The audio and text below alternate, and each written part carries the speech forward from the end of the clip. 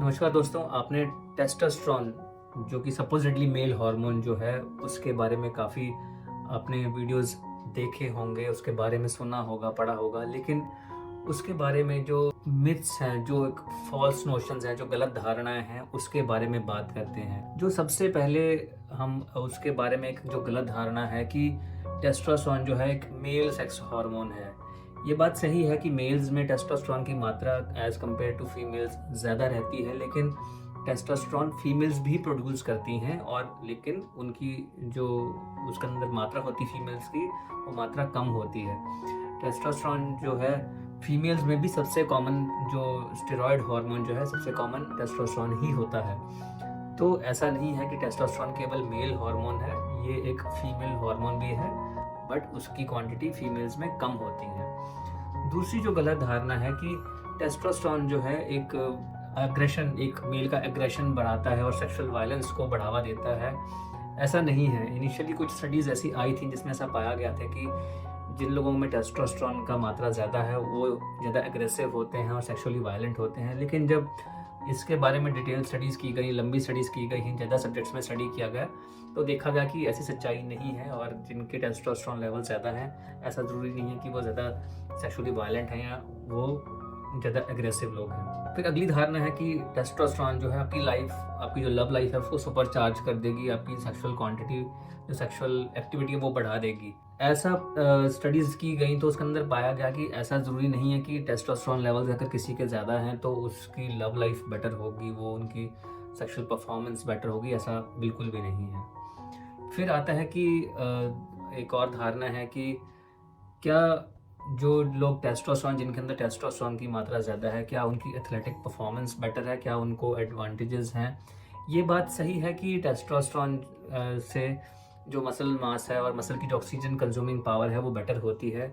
लेकिन जब स्टडीज़ की गई तो ऐसा नहीं पाया गया कि जिसके टेस्टोस्टेरोन लेवल ज़्यादा हैं उनकी एथलेटिक परफॉर्मेंस बेटर पाएगी, ऐसा ऐसा ज़रूरी नहीं है। फिर होता है कि टेस्टोस्टेरोन जो है उम्र के साथ साथ कम हो जाता है और ये कि नॉर्मल चीज़ है। ये बात सही है कि जैसे-जैसे उम्र बढ़ती है टेस्टोस्टेरोन लेवल्स कम होने शुरू हो जाते हैं, लेकिन वो इसको एक नॉर्मल चीज़ नहीं मानना है। अगर टेस्टोस्टेरोन एक सर्टेन वैल्यूज़ के नीचे चले जाते हैं, तो उसकी वजह से कुछ ना कुछ बॉडी में सिम्पटम्स आने शुरू हो जाते हैं, जैसे कि थकान होना या फिर मूड स्विंग्स आना, मसल लॉस हो जाना, और मेल जो ब्रेस्ट साइज़ है वो बढ़ जाना। सो इन सब चीज़ों में अगर अगर जैसे सिम्पटम्स आने शुरू हो गए हैं, सेक्स लाइफ कम हो गई है, लिबिडो कम हो गई है, इरेक्शंस में प्रॉब्लम आ रही है, तो ये नॉर्मल लेवल्स, इनको लो नॉर्मल जो लेवल्स हैं उनको नॉर्मलाइज़ करना ज़रूरी है, उसके लिए ट्रीटमेंट ज़रूरी है।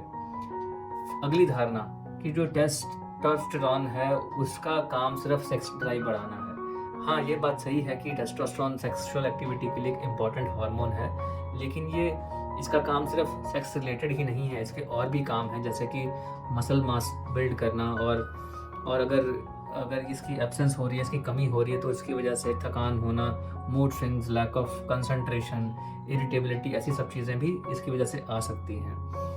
अगला जो मिथ है, इसका मिसकंसेप्ट है कि टेस्टोस्टेरोन लेने से स्पर्म काउंट्स बढ़ जाएंगे। ये एक अलग मिथ है, जबकि अक्सर ऐसा पाया गया है कि जो लोग ज़्यादा टेस्टोस्टेरोन लेते हैं उनके स्पर्म काउंट्स कम हो सकते हैं। अगली जो गलत धारणा है कि क्या टेस्टोस्टेरोन की वजह से हार्ट डिजीज़ या कैंसर हो सकता है, ऐसा सही नहीं है। टेस्टोस्टेरोन की वजह से हार्ट डिजीज़ नहीं होती हैं, और इसकी वजह से कैंसर्स नहीं होती हैं। रही बात कैंसर प्रोस्टेट की, अगर किसी को कैंसर प्रोस्टेट है ऑलरेडी, तो उनको टेस्टोस्टेरोन अवॉइड करना है, क्योंकि टेस्टोस्टेरोन से प्रोस्टेट कैंसर अगर किसी को है तो वो ग्रो कर सकता है, लेकिन अकेले टेस्टोस्टेरोन लेने से कैंसर होगा ऐसा इफेक्ट प्रूवन नहीं है। लास्टली जो सबसे इम्पॉर्टेंट चीज़ है, क्या जो ऑनलाइन हम टेस्टोस्टेरोन लेते हैं, ओवर द काउंटर हम टेस्टोस्टेरोन सप्लीमेंट्स खरीदते हैं, वो क्या सेफ़ हैं? देखिए, काफ़ी बार तो जो ऑनलाइन और ओवर द काउंटर जो टेस्टोस्टेरोन सप्लीमेंट्स मिल रहे हैं, उससे कई बार तो टेस्टोस्टेरोन में कोई सिग्निफिकेंट इंक्रीज़ ही नहीं होता है, और अल्टीमेटली आप टाइम भी ज़्यादा स्पेंड कर रहे हैं और पैसा भी ज़्यादा ख़राब कर रहे हैं।